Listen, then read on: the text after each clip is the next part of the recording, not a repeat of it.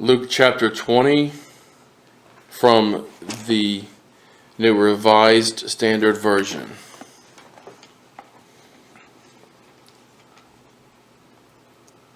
Chapter 20, the authority of Jesus questioned.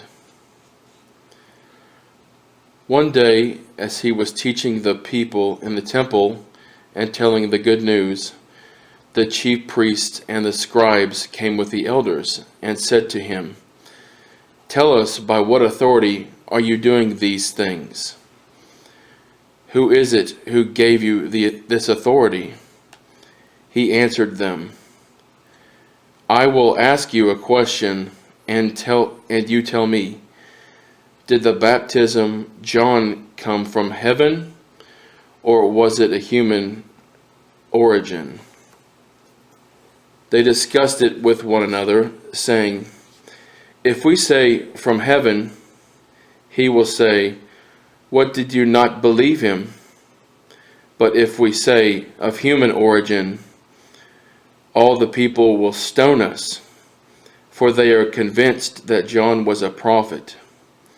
So they answered that they did not know where it came from. Then Jesus said to them, "Neither will I tell you by what authority I am doing these things." The parable of the wicked tenants. He began to tell this parable. A man planted a vineyard and leased it to tenants, and went to another country for a long time. When the season came, he sent a slave to the tenants in order that they might give him his share of the produce of the vineyard. But the tenants beat him and sent him away empty-handed. Next he sent another slave. That one also they beat and insulted and sent away empty-handed. And he sent still a third. This one also they wounded and threw out. Then the owner of the vineyard said, "What shall I do? I will send my beloved son. Perhaps they will respect him." But when the tenants saw him, they discussed it among themselves and said, "This is their heir. Let us kill him so that the inheritance may be ours." So they threw him out of the vineyard and killed him. What then will the owner of the vineyard do to them? He will come and destroy those tenants and give the vineyard to the others. When they heard this, they said, "Heaven forbid." But he looked at them and said, "What then does this text mean? The stone that the builders rejected has become the cornerstone. Everyone who falls on the stone will be broken to pieces, and it will crush anyone on whom it falls." When the scribes and chief priests realized that he had told this parable against them, they wanted to lay hands on him at that very hour, but they feared the people.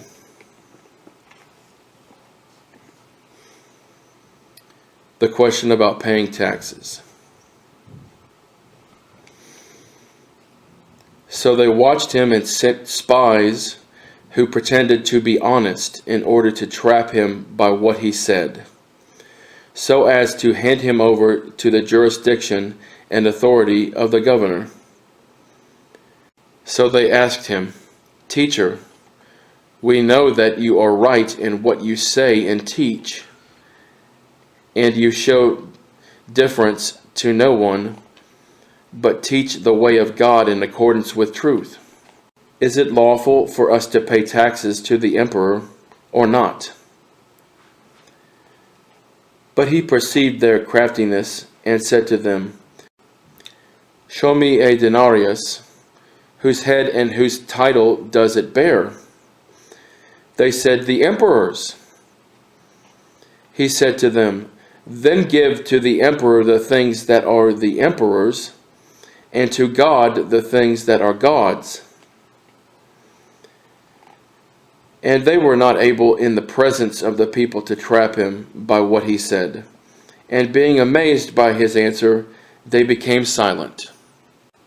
The question about the resurrection. Some Sadducees, those who say there is no resurrection, came to him and asked him a question. Teacher, Moses wrote for us that if a man's brother dies, leaving a wife but no children, the man shall marry the widow and raise up children for his brother. Now there were 7 brothers. The first married and died childless. Then the second, and the third married her, and so in the same way all 7 died childless. Finally, the woman also died. In the resurrection, therefore, whose wife will the woman be? For the 7 had married her. Jesus said to them, those who belong to this age marry and are given in marriage. But those who are considered worthy of a place in that age and in the resurrection from the dead neither marry nor are given in marriage. Indeed, they cannot die anymore, because they are like angels and are children of God, being children of the resurrection.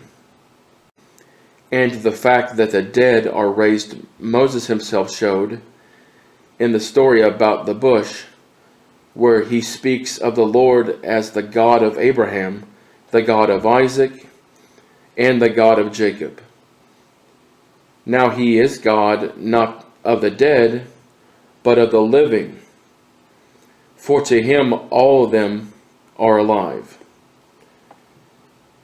Then some of the scribes answered, Teacher, you have spoken well. For they no longer dared to ask him another question. The question about David's son. Then he said to them, how can they say that the Messiah is David's son? For David himself says in the book of Psalms, the Lord said to my Lord, sit at my right hand, until I make your enemies your footstool. David thus calls him Lord, so how can he be his son? Jesus denounces the scribes. In the hearing of all the people he said to the disciples, beware of the scribes, who like to walk around in long robes and love to be greeted with respect in the marketplaces, and to have the best seats in the synagogues and places of honor at banquets. They devour widows' houses, and for the sake of appearance say long prayers. They will receive the greater condemnation.